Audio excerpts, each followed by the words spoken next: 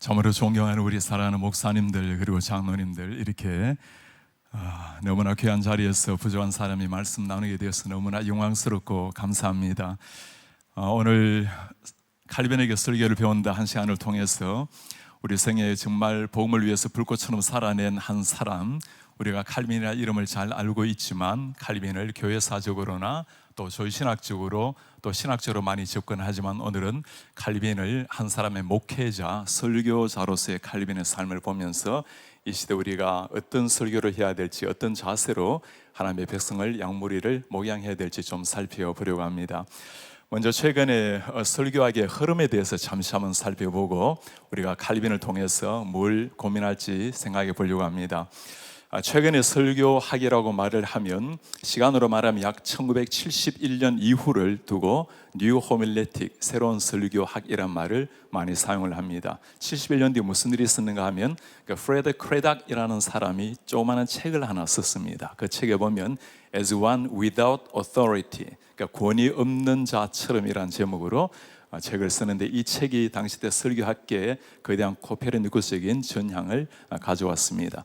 이전의 말씀은 하나님의 말씀을 어떻게 바르게 해석하고 바르게 전할 것인가를 고민을 했는데, 이 새로운 설교학자들의 고민은 이제는 성경 진리 같은 건 너무 고민하지 말고 어떻게 하면 잘 전달해서 청중에게 임팩트가 있는 설교를 할 것인가. 그러니까 한마디로 말하면 성경 진리를 그대로 증거하는 설교에서 잘 전달하는 전달에 관심을, 초점을 모으게 된 겁니다.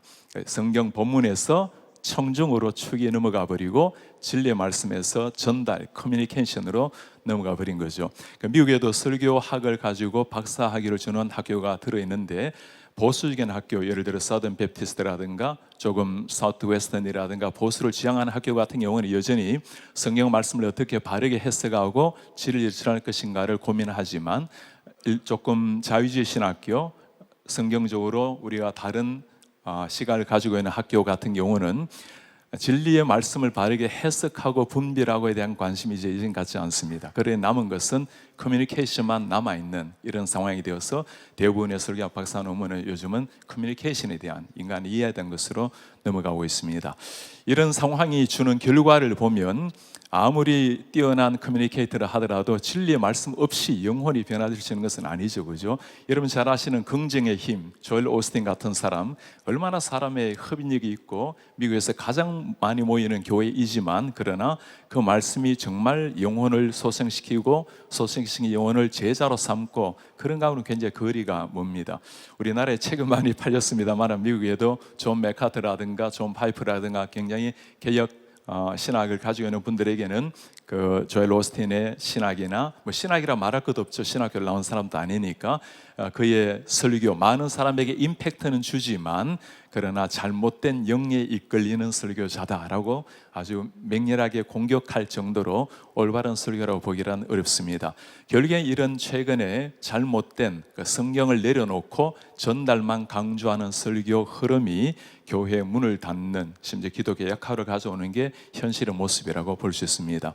지금 미국의 상황은 전체 그림을 보면 미국이 많이 떨어진다고 하지만 사실 좀 놀라운 것은 그래프를 보면 심각하게 떨어지는 상황이 아니라는 게 좀 놀랍습니다. 어떤 학교가 떨어지는가 하면 자유주의 신학교, 자유주의 학문을 가진 교회, 예를 들면 감리교라든가 이피스코플, 성공회, 이런 교회가 하루가 멀게 문을 닫고 있고, 신학교도 굉장히 학생들이 떨어져서 문을 닫는 이런 현상을 보이는가 하면, 여전히 건재한 우리 합동측과 맥을 같이 하는 PCA 교회, 저희 교회도 PCA 교단의 교회입니다. 그런 학교나 그런 교회는 그래도 건재하게 세워져 있고, 또 심지어 시간이 갈수록 많이 부흥하고 있는 이런 모습을 보여주고 있습니다. 한마디로 하나님의 말씀을 바르게 믿고 바르게 전하는 그런 교회, 그런 학교가 부흥을 하고, 성경을 내려놓는 학교가 결국에는 문을 닫는 이런 현상을 보이는 겁니다. 우리 목사님들 말씀 위에 설 때마다 성경 진리를 그대로 확신하고 그 생명의 말씀이기 때문에 생명을 들여서 진리의 말씀을 증거해내는 이런 우리 목사님들 되시기를 바랍니다. 오늘 우리 칼빈을 통해서 잠시 설교 좀 살펴보려고 하는데, 제가 신학 공부하기 전에 칼빈의 빚을 많이 졌습니다. 저는 대학교 1학년 때 예수님을 늦게 이렇게 믿게 되었고, 예수님을 체계적으로 공부하면서 가장 많이 도움을 받은 사람이 요한 칼빈이었습니다. 그래서 성신대학원에서 공부를 하고 유학으로 미국으로 유학을 가면서 두 권의 책을 가져가는데 그 중에 하나가 요한 칼빈의 기독교 강요 초판이고, 그 다음 하나가 제가 대학원 때 영시 공부를 했는데 제가 논문을 썼던 밀턴의 Paradise Lost 두 권을 가지고 유학을 가게 되었습니다. 칼빈에 대한 비전, 신학학교 가기 전부터 졌지만 신학 공부를 하면서 또 설교학을 전공하면서 칼빈을 보면서 한 사람의 목회자가 아니라 정말 시대를 변화시킨 한 사람의 비결이 무엇인지를 새롭게 보게 되었습니다. 먼저 칼빈에 대해서 잠시 한번 그 배경을 살피고 난 다음에 조금 진행을 하도록 그렇게 하겠습니다. 칼빈에 대한 기본 이해를 좀 살펴보면 1509년도 7월 10일 탄생했고 1564년도 5월 27일 주님 품 안에 안겼습니다. 프랑스 북부의 노아용 지방에서 태어났는데 떼즈베를 타고 프랑스 파리에서 한 1시간 정도 가면 노아용이 나옵니다. 제가 2009년도에 칼빈 탄생 500주년을 기념하면서 그의 생가 그리고 그가 목회했던 곳을 다니면서 칼빈의 삶을 더 깊이 보게 되었습니다. 어머니는 5살 때 일찍 사망하셨고 아버지께서도 22살에 비교적 일찍 돌아가시게 되었습니다. 본래 아버지께서는 칼빈이 가톨릭 사제가 되기를 원했는데 나중에 읽어보니까 칼빈의 아버지가 성당에 다니다가 어떤 일을 하다가 좀 상실을 받았는지 결국에 나오게 되고 그것이 계기가 되어서 칼빈은 법학 공부를 하게 되었습니다. 그리고 1529년 30년 정도의 회심을 하고 가톨릭을 떠나는 계기가 있었는데 그것이 칼빈의 설교 그리고 편지에 보면 가끔 나오는 글입니다. 칼빈 인생을 바꾸는 한 사건이 있는데 우리가 잘 알고 있는 파리 콥 총장, 니콜라스 콥 총장의 연설문이 계기가 되어서 칼빈의 인생에 획기적인 변화를 가져오게 됩니다.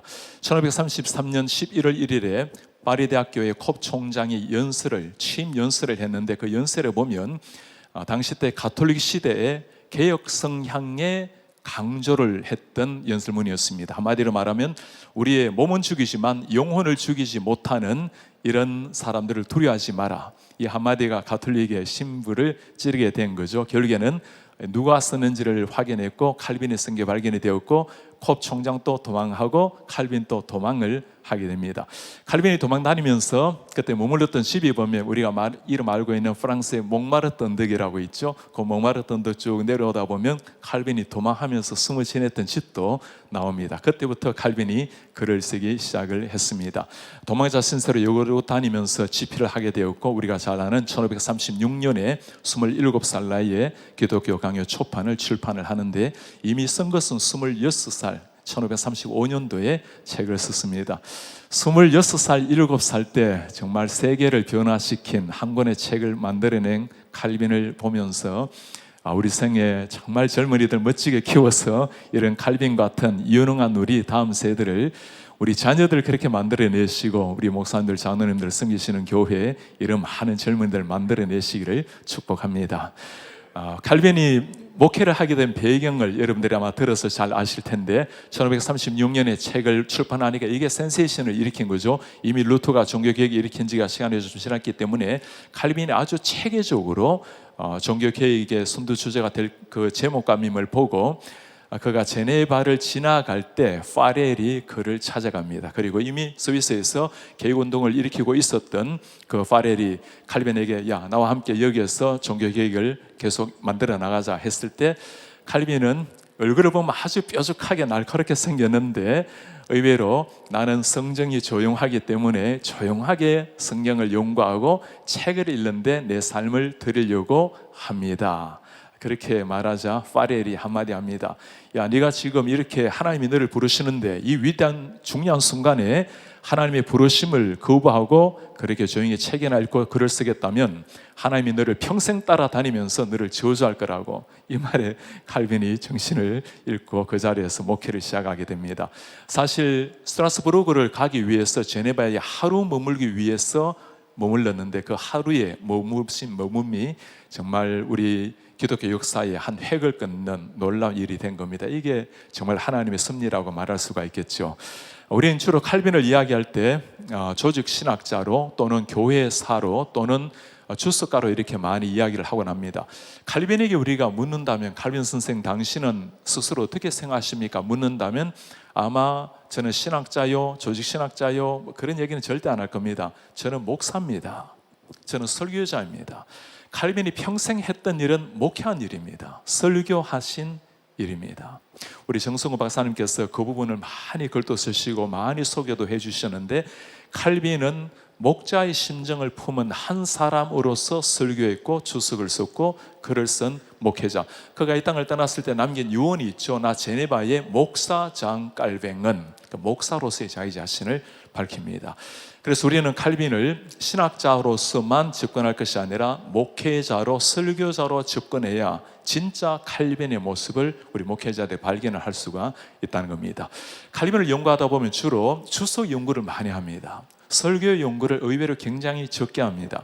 제가 칼빈의 설교를 위해서 제가 구할 수 있는 만큼 연구를 해 보았을 때 너무나 의외로 칼빈의 설교를 가지고 박사 논문을 쓴 게 10편이 되지 않았습니다. 정말 놀라운 일이죠. 주석이나 다른 것을 가지고는 이미 수백 편의 많은 논문이 나와 있습니다만은 10편이 안 나왔다는 말은 제가 발견한 것은 두세 개밖에 되지 않았는데, 발견되지 않은 것도 아마 어딘가 있기는 있겠죠. 최근에 우리 총신대학원에서도 제자들 중에 칼빈을 가지고 박사 설교를 하신 분도 있습니다만은 그만큼 설교에 대한 연구가 잘 되지 않은 상황이었습니다.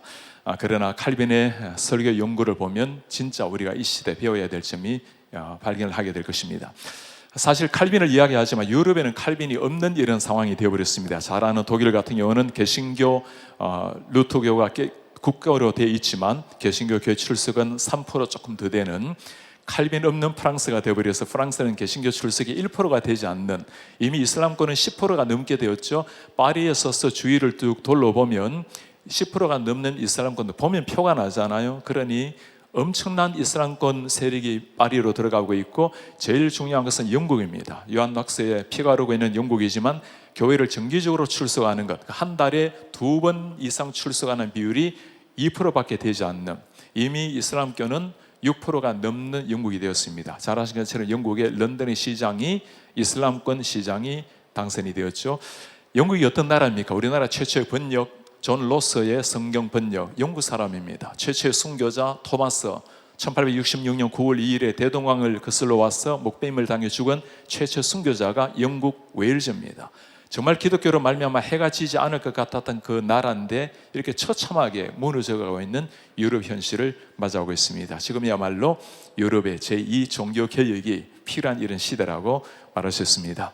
종교개혁을 이야기할 때 많은 사람 여러 가지 접근할 수 있겠습니다만은, 아마 루터에게도 칼빈에게도 물어보면 무엇이 종교개혁을 가능하게 했습니까? 라고 말한다면 배경은 다양한 게 있겠지만 종교개혁의 끝판은 하나님의 말씀, 진리를 바르게 해석했고 바르게 설교했기 때문에 이루어졌다고 아마 그들은 틀림없이 말을 할 겁니다. 루터도 칼빈도 평생 목회했고 설교했다고 했죠. 루터는 마지막 고향 아이슬레벤으로 죽기 전에 가면서 마지막까지 계속 가면서 여러 교회에 들르면서 계속 설교하면서 갑니다. 그리고 돌아가시기 3일 전까지 마지막 설교했던 분이 루터였습니다. 요한 칼빈도 마찬가지로 그가 설교하다가 갑자기 건강을 악화된 때 이후로 설교를 비록 못하고 몇 달 후에 이 땅을 떠나게 되는데, 그들이 마지막까지 한 일은 신앙 논문이나 어떤 종교개혁의 기초를 외친 게 아니라 목회를 했고 설교를 한 사람이라는 사실입니다. 그래서 종교개혁은 한마디로 진리 선포, 하나님의 말씀 선포가 일으켰고 완성한 것이라고 말할 수 있습니다. 칼빈과 설교를 간단히 좀 살펴보면 하나님의 뜻을 이루는 가장 중요한 도구가 말씀을 신실하게 전하는 설교라고 본 겁니다. 그러니 하나님의 말씀의 생명을 건 거죠. 인간 사회 개혁과 교회 삶의 가장 중요한 것, 설교라고 본 겁니다. 설교가 바르게 선포되면 그때 성도들의 삶이 변화되고, 삶이 변화되어야 진짜 그게 개혁이 된다는 거죠. 칼빈이 어느 정도 삶의 변화를 추구했는가 하면, 그래 보면 칼빈이 신방을 내서 주부들이 얼마나 식당을 깨끗하게 사용하고 있는가를 볼 정도였습니다. 부엌을 깨끗하게 사용을 하고 있는가. 개혁신학이라는 게 그냥 사변적인 교리의 신학이 아니라 삶으로 내려와서 우리가 믿고 있는 신학 그대로 삶의 변화를 보이라는 것을 강조한 거죠. 우리가 잘 아는 홀리 시리 부분, 성시와 운동, 칼빈이 얼마나 제네바에서 강조했습니까? 제네바 시를 하나님 앞에 올려드려야 된다라는 정치, 문화, 경제 모든 면에서 하나님의 나라에 이르기를 원했던 사람, 그러니까 진리를 선포할 뿐만 아니라 삶으로 가져오기를 원했던 사람이 칼빈이었습니다. 성경의 청중을 만나는 것은 주석이 아니라 설교라는 것, 뒤에 제가 조금 다루겠습니다만 주석의 대상은 목회자들이었어요. 설교의 대상은 일반 평민들이었습니다. 칼빈과 목회를 간단히 좀 소개하면 1535년에 초판을 집필을 했고 36년에 출판을 했죠. 그리고 파레르의 부탁으로 성피에르 교회에서 처음에 2년을 목회를 하게 됩니다. 그리고는 쫓겨나게 되죠. 칼빈도 쫓겨난 걸 보면 우리 목사님들 때는 참 위로를 가져야 됩니다. 거기에서 칼빈이 한 일은 하나님의 말씀을 바르게 외치니까, 바르게 외친다는 말은 강단에서만 외치는 것이 아니라 삶에도 변화를 일으켜야 되고 성시도, 카운슬 시의회도 변화돼야 되고 총체적인 변화를 이야기하니까 사람들이 가톨릭도 싫어하죠. 가톨릭을 보고 칼빈이 했던 말이 뭡니까? 저 개들이 지저댄다고. 그 정도로 신랄하게 가톨릭을 비판하고 하니까 가톨릭은 싫어하죠. 또 사람들은 부담스러워하죠. 심지어 성의회도, 시의회도 부담스러워하죠. 결국에는 쫓겨나게 됩니다. 쫓겨난 것이 그 제네바가 스위스고 조금만 넘어가면, 얼마 안 가서 그 국경을 넘으면 프랑스 스트라스부르가 나옵니다. 거기에서 목회를 3년 6개월 정도 피난민들을 대상으로 목회를 하게 됩니다. 제가 그 피난민들이 했던 그 목회, 성 니콜라 교회를 방문을 한 적이 있었는데 2009년도에 칼빈 탄생을 기념하면서 한번 갔을 때 토요일 저녁이었어요. 청년들이 마침 내일 찬송 준비를 하고 있는데 제가 한국에서 이 교회를 보러 왔으니 얼마나 반갑겠어요. 너희들이 요한 칼빈을 아느냐, 내가 한국에서 그를 보러 왔다 했더니 이 청년들이 칼빈이 누구냐고, 야 너희들 교회에 그 500년 가까이 전에 목회했던 칼빈을 모르냐고. 모른대요. 칼빈이 한국에 있고 미국에 있지 프랑스나 스위스에는 칼빈이라는 이름조차도 모르는. 그리고 여러분 잘 아는 제네바 대학교를 세울 때 칼빈이 큰 역할을 했습니다. 그 제네바 학교에 가면 거대한 벽에 부조가 있잖아요. 칼빈, 베자, 또 그의 제자들 그 같이 크게 그림이 나오는데 네 사람 중에 칼빈 얼굴을 제일 좀 크게 성경책 들고 있는 게 있어요. 마침 갔을 때 학생들이 놀다가 대학생들이 공차기를 하는데 그 부조에 공을 맞추고 있는 게 얼굴에. 와, 제가 정말 한번 치유받고 싶었는데 우리는 칼빈을 그래도 예수님은 아니지만 그렇게 칼빈을 존중히 여기고 칼빈을 배우려고 하는데 칼빈의 이름조차 모르고 있는 그들을 보면 참 안타까운 마음이었습니다. 칼빈이 그 성 니콜라 교회에 목회하면서 거기에서 결혼을 하게 되는데 칼빈의 결혼 생활은 참 아팠습니다. 과부와 결혼을 하게 되는데 본래 남편께서는 그 교인이었는데 돌아가시고 과부의 아이가 있었는데 이 아이가 굉장히 망난이었어요. 그래서 돌아다니다가 사고를 치면 칼빈은 그 가서 사고 수습하고, 제가 독일의 뮌스터 대학교에 가서 한번 논문 발표하러 간 적이 있었는데 그 학교에 칼빈 뮤지엄이라고 하나 있는데 조그마한 뮤지엄이에요. 가서 보니까 아무것도 없고 칼빈이 술 마시고, 그 와인이죠, 와인 마시고 외상한 전표를 하나 놔뒀더라고요. 칼빈이 그만큼 참 많이 마음도 아팠겠구나. 그리고 배자라든가 다른 사람 서신에 보면 그 참 아이의 그 아픔을 가지고 쓴 글이 많이 있어요. 칼빈은 아이가 태어났지만 얼마 가지 않아서 이 땅을 떠나서 적자는 생존하지 존재하지는 않습니다. 칼빈이 그리고는 다시금 제네바에서 그를 불러서 3년 좀 지나서 돌아와서 마지막 이 땅을 떠날 때까지 25년을 목회를 합니다. 그래서 제네바 성피에르 교회에서 25년, 그 다음에 스트라스부르크에서 3년, 그리고 28년 정도 목회를 하게 됩니다. 사실 돌아가고 싶지 않죠. 얼마나 자기를 고생시킨 그 교회 아닙니까? 그때 하루에 1000번씩 죽었던 제네바라고 이렇게 글에 표현을 하는데, 칼빈이 파레르에게 보낸 편지를 보면 우리가 잘 아는 문구가 여기서 나옵니다. 제 자신이 주인이 제가 아님을 알기 때문에 제 심장을 주님께 드립니다. Prompte et sincere, 즉시 그리고 신실하게. 자신은 원치는 않았지만 그러나 하나님의 부르심이라고 여기고 다시금 돌아와서 하나님의 말씀을 신실하게 전했던 칼빈이었습니다. 성피에르 교회에 목회했을 때 그때 설교는 2023편 이상 현존해 있습니다. 참 감사한 것은 데니 라게니에라는 한 피난민이 시의회에서 돈을 주고 그가 칼빈의 설교를 필사하게끔 만들었습니다. 사실 존 녹스 설교 같은 경우는 거의 남아있는 게 없었거든요. 루터도 설교가 많이 남아있습니다만 쥐빙글리 설교도 많이 안 남아있습니다. 이렇게 필사로 남겨놓은 게 얼마나 감사한지 모릅니다. 칼빈은 배자의 정리에 의하면 1년에 약 268번 설교를 했고 186번 강의를 했습니다. 강의 대상은 주로 목회자였고 설교 대상은 주로 성도님들이었습니다. 그리고 1564년 2월 6일 마지막 설교를 했고 5월 27일 하나님 품에 안기게 되었습니다. 우리는 가끔 제가 설교하다가 주님 품에 안기게 하소서라고 기도하는데 칼빈이 설교하다가 그때 폐혈이 일어나게 되었고 그 시로 참 마지막까지 설교했다고 볼 수 있는 사람입니다.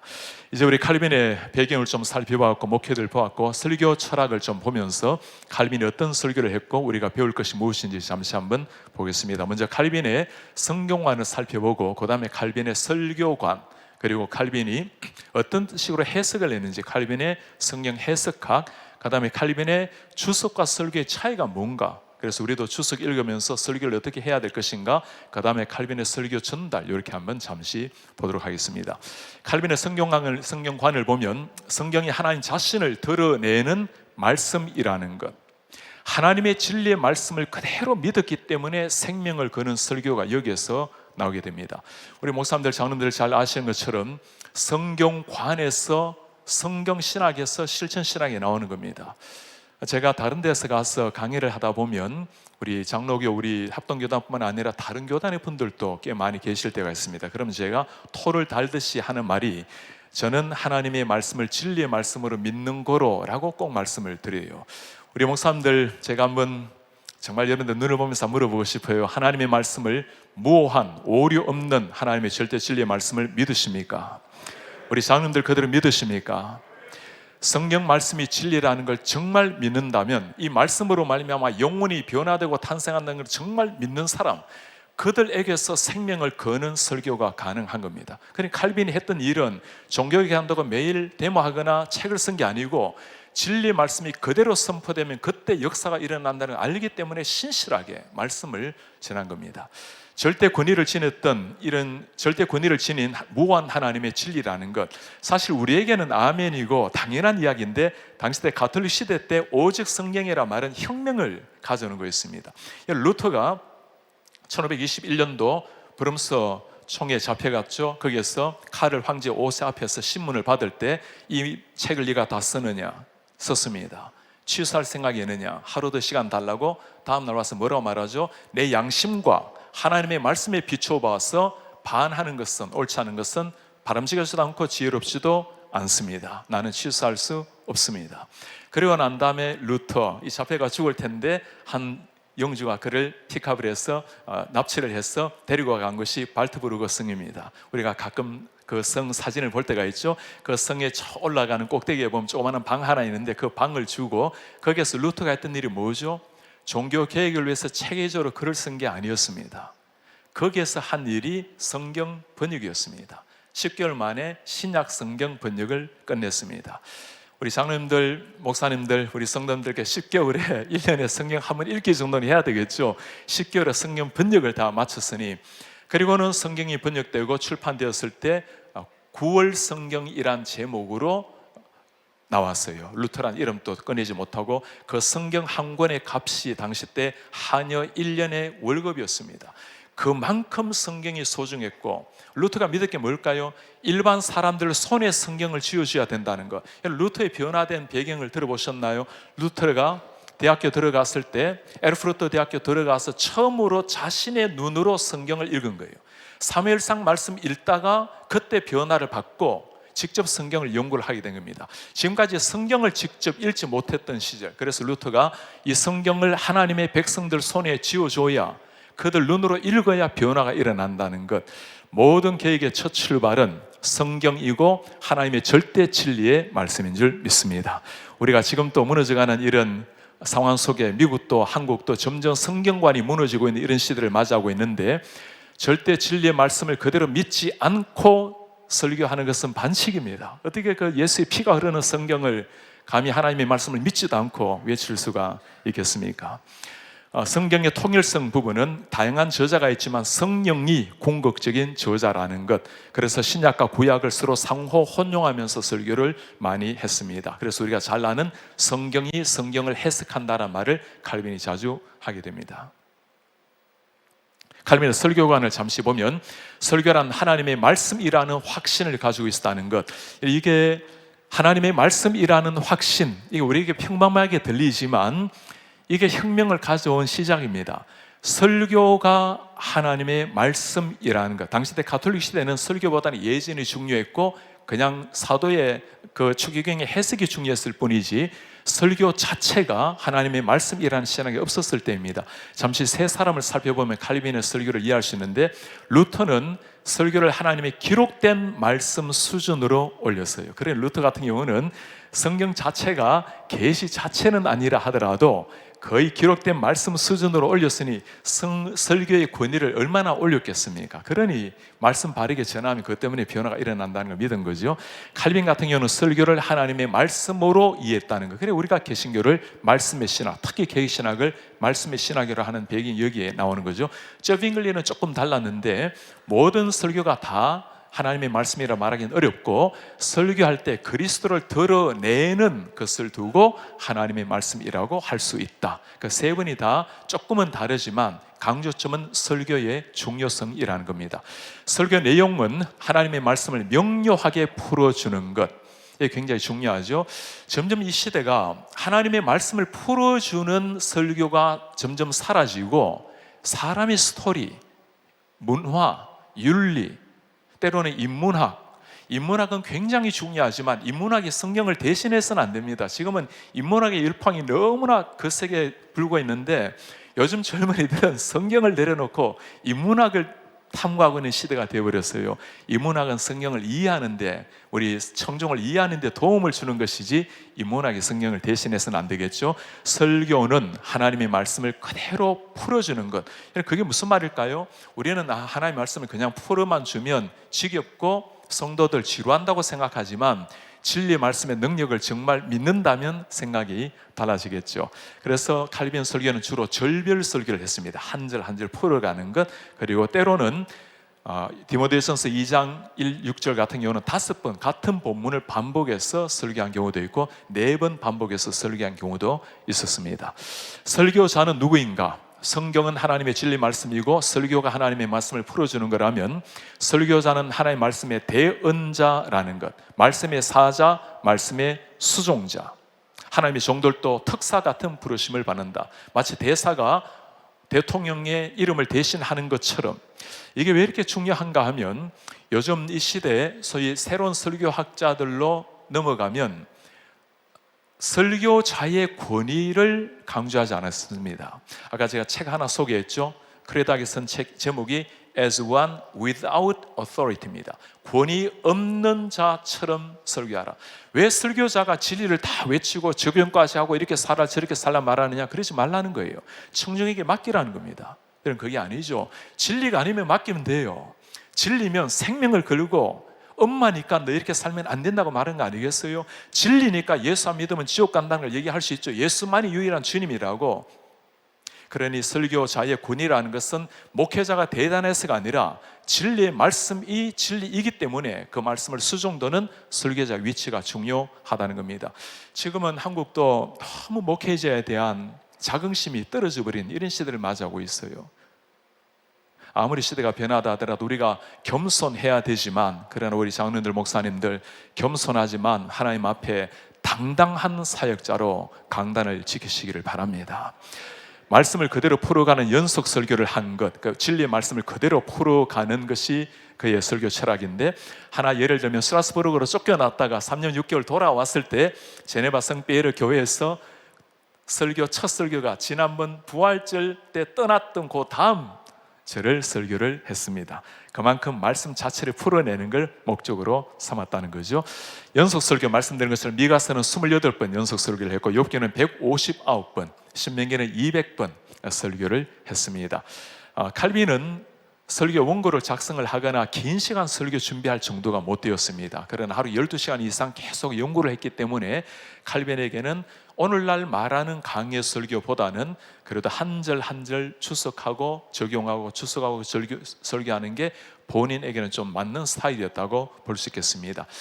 칼빈의 이런 연속 설교, 본문 절별 설교, 오늘날 이런 설교하는 사람은 흔하지는 않습니다만 주로 큐티식 설교라 하시는 분들이 한 절 읽고 해석하고 적용하고 한 절 읽고 해석 적용을 하는데, 이런 설교가 잘못된 나쁜 설교는 아닙니다만은 일반적으로 설교에 대한 조금 더 바람직한 접근이라면 설교란 한 본문에서 찾을 수 있는 중심 주제를, 그 주제를 중심으로 본문을 통해 설교하는 것을 좋은 성경적 설교, 강해 설교라고 말할 수 있습니다. 1절 주에 2절 주에 하다 보니까 칼빈 설교에 감히 좀 평을 하나 한다면 때로 통일성이 없을 때가 있어요. 1절과 2절이 연결이 안 되면 통일성을 찾기가 어렵겠죠. 그래서 설교 본문을 택하실 때도 한 주제가 있는 본문을 택해야 되고, 그 주제에서 하나님이 말씀하려고 하는 그 중심 주제, 그걸 찾는 게 올바른 설교 방법이라 말할 수 있겠습니다. 자, 칼빈의 해석학을 잠시 한번 살펴보면, 칼빈의 해석학은 한마디로 말하면 저자의 의도가 무엇인가. 제가 고등 코넬에서 공부할 때는 구약을 전공을 하고 신약을 부전공을 했습니다. 그리고 사든 베프티스트 공부할 때는 신약을 전공하고 해석학을 공부하고 그 다음에 마지막 설교학으로 논문을 쓰게 되었습니다. 저희 집에도 해석학에 대한 책이 한 500권은 넘게 있습니다. 미국에서 제가 해석학 학회 논문을 발표를 많이 했습니다. 해석학에 대한 책을 보면 그 수백 권의 책을 약탕기에 넣어서 꽉 짜면 3가지 단어가 나옵니다. 수많은 이야기가 있지만 3단어, 저자인가, 본문인가, 독자인가. 결국에 해석학의 싸움이라는 것은 성경을 바라보는 안경, 눈이라고 볼 수 있는데 어떤 눈으로 보는가예요. 성경을 펼쳐놓고 저자의 의도를 찾으려고 할 것인가, 아니면 본문의 문자만을 이해할 것인가, 아니면 저자가 마음대로 본문을 해석할 수 있는가. 예전에는 다 저자의 의도를 존중히 여겼습니다. 그래서 우리가 말하기를 저자 중심, 영어로 표현하면 author's intent, 이런 말을 많이 씁니다. 저자의 의도. 우리는 당연히 저자의 의도가 중요하다고 생각하겠죠. 그러나 이런 저자의 의도가 1930년대가 되면서 저자 이야기 이제 그만하자, 저자는 죽었지 않느냐, 죽은 저자 이야기하지 말고 우리가 가지고 있는 것은 본문밖에 없다, 그러니 본문 가지고 이야기하자. 이걸 두고 우리가 부르기를 뉴 크리티시즘이라고 부릅니다. 신비평. 이전의 비평은 저자 의도를 찾는데, 신비평은 이제는 본문만 가지고 이야기하자는 거예요. 그러다가 1960년도로 넘어오면 본문만 가지고 이야기하면 결국에 본문의 의미를 결정하는 사람이 누굽니까? 결국에는 독자가 되겠죠. 그러니 60, 70 넘으면서 Reader Response Reading이라고 부르죠. 독자 비판이 이제 나오는 겁니다. 독자 비판이 나와버리면 내가 원한 대로 읽는 거예요.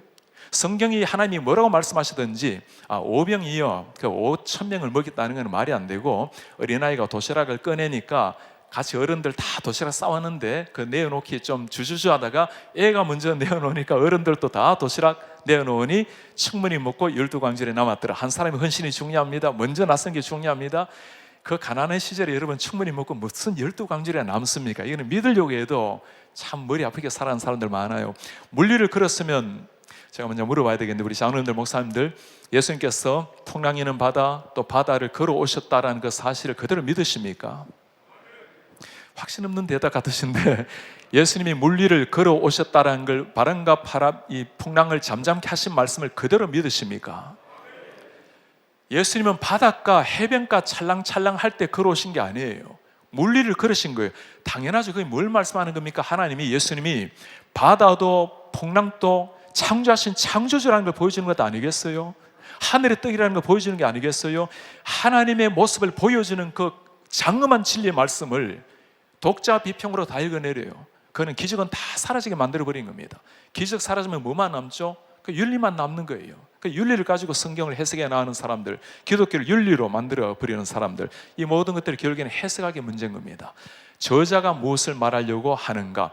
가끔 이런 분들도 계세요. 그래도 목사님, 저자는 다 죽었는데 본문밖에 있지 않잖아요. 어머니가 너무나 화가 나서 한마디 합니다. 야, 그냥 집을 나가. 오랜만에 순종한다고, 효도한다고 집 나가는 아들? 그러면 안 되죠, 그죠? 엄마의 마음을 알아야 되는 거 아니겠어요? 태초에 하나님이 천지를 창조하시니라. 태초가 몇 년인가? 창조란 단어 어떤 단어인가? 하늘은 무엇이며? 이것 단어 연구한다고 평생 실험하다가 박사 논문 쓰다가 하나님에 대한 경외감은 다 잃어버린 사람들, 태초에 하나님이 천지를 창조하셨다는 말씀을 들으면 여러분 이게 믿겨집니까? 이게 태초에 하나님이 천지를 창조하신, 우리가 10초 동안 눈을 뜨고도 쳐다보지 못하는 저 태양을 만드신 하나님인데 이 한 1절만 딱 읽고도 어떤 반응이 일어나야 될까요? 태초 연구하는 게 아니라 그 장엄하신 하나님 앞에 무릎을 꿇고 하나님, 당신이 천지를 창조하셨고 나까지도 창조하셨습니까? 그 창세기 1장 1절부터 하나님을 향한 경외, 찬양, 영광이 돌려지는 것, 그게 성경을 읽는 바른 자세예요. 하나님이 세상을 이처럼 사랑해서 독생자를 주셨으니 믿는 자마다 멸망치 않고 영생 얻게 하려 하십니다.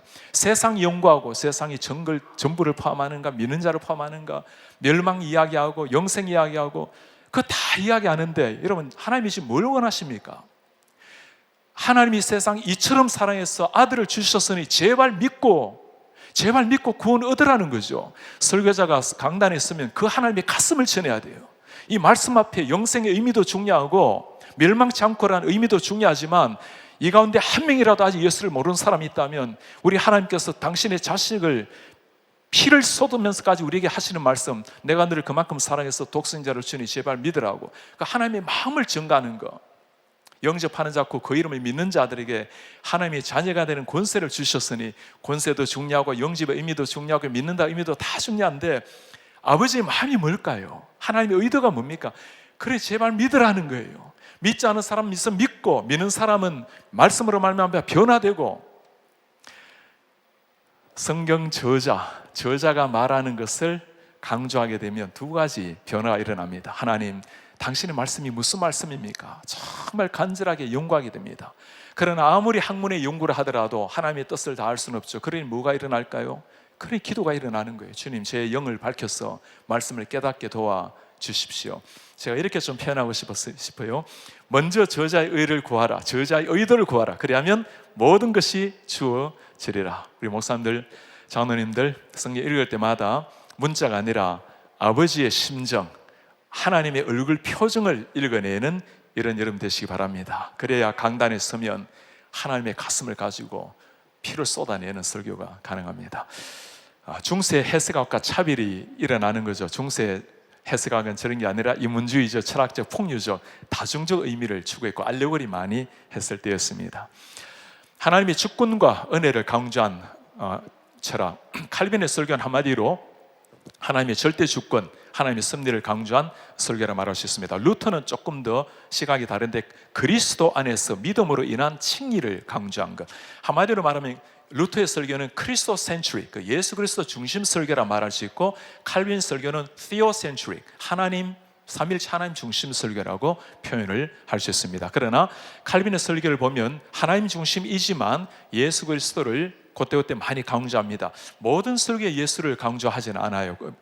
그러나 칼빈의 창세기 설교가 최근에 번역이 되었는데 창세기 설교를 보면 매번 마지막 절 되면 꼭 예수 그리스도와 연결하는, 의식적으로 연결하는 설교가 나옵니다. 그래서 칼빈 설교를 예수 중심 설교라고 말하기는 어렵지만 그러나 예수님을 철저하게 많이 강조했다는 겁니다. 칼빈의 설교의 목적을 간단히 좀 살펴보면 칼빈 설교는 말씀에 근거해서 구체적인 적용을 통한 삶의 변화라는 것. 칼빈의 설교 하나 읽어볼까요? 만일 배운 바대로 다른 일을 사람들에게 맡겨둔다면 한 발자국도 움직이지 못한다. 교리 자체로는 아무런 유익도 가져올 수 없다. 그래서 본문에 근거한 해설 후에 반드시 삶으로 적용했다는 것, 이게 중요합니다. 우리 개혁신학을 말할 때 많은 사람은 적용을 강조하지 않아요. 웨스민스터 류의 설교학 책을 보면 적용에 대한 이해가 다릅니다. 우리나라에도 잘 알려진 그레이다우누스 같은 아주 개혁신학에 참 좋은 학자죠. 이런 분들이 말하고 있는 적용이라는 것은 구약 성경을 읽다가 그 말씀이 신약의 예수님께로 연결이 되도록 하는 걸 적용이라고 해요. 해석학적 적용을 이야기하는 거예요. 적용이라는 것은 바울 신학을 보면 어떻게 나오죠? 죄와 허물로 죽었던 너희를 그리스도께서 살리셨고 그러므로 이제는 이렇게 살라. 그러므로 이후에 삶을 이야기합니다. 삶으로 터치되게 만드는 것, 부모를 공경하라. 5월에 많이 설교하잖아요. 부모를 공경하라. 부모는 누구이며 공경은 무엇이며 보이지 않는 하나님을 공경하는 것은 보이는 부모님을 공경하는 겁니다. 다 좋아요.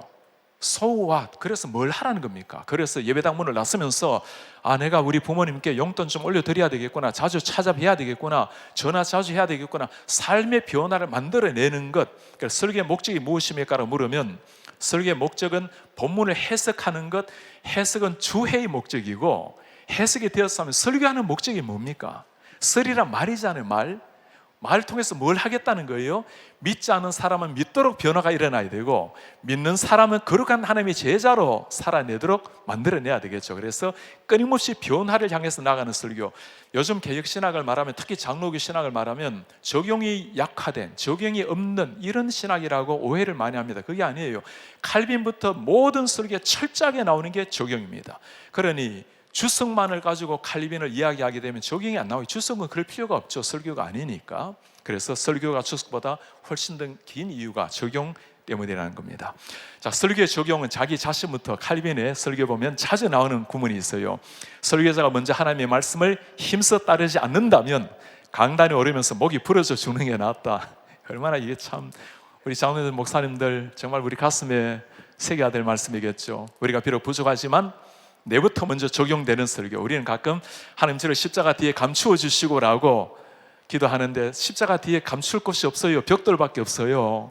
우리는 하나님 비록 부족하지만 제 자신의 전인격을 통해서 당신의 말씀이 나타나게 도와주십시오. 칼빈은 그래서 설교할 때 우리는 이라는 단어를 많이 사용합니다. 루터는 여러분이란 말을 사용해요. 그 의미가 뭘까요? 루터는 하나님의 절대 진리의 설교가 그 성경 위치에 있기 때문에 권위 있게 여러분은 하나님 말씀 앞에 이렇게 표현합니다. 칼빈은 본인도 한 사람의 성도로서 우리는 하고 표현을 하게 됩니다. 우리는 이런 표현이 조금 더 낫겠죠, 그죠? 헤드 로빈슨이 한 말 중에 God is more interested in developing messengers than messages. 하나님은 메시지 한 편보다 메신저를 훈련시키는데 관심이 있다. 한 편의 설교를 잘 준비하는 거 필요합니다. 그러나 우리 목사님들 한 편의 설교 잘 준비하면 한 번 설교 잘하겠지만, 한 사람의 설교자가 준비되면 평생 진리를 쏟아낼 줄 믿습니다. 칼빈은 설교자 이전에 목자여 설교 이전에 설교자였다는 거죠. 필립 브루스가 했던 유명한 말이 있죠. Truth through personality, 인격을 통한 진리의 선포. 우리 모든 전인격을 다 사용해서 하나님 진리 말씀을 드러내어 주십시오. 그래서 진리를 드러내는 본문과 삶의 적실한 적용의 균형 잡힌 설교였습니다.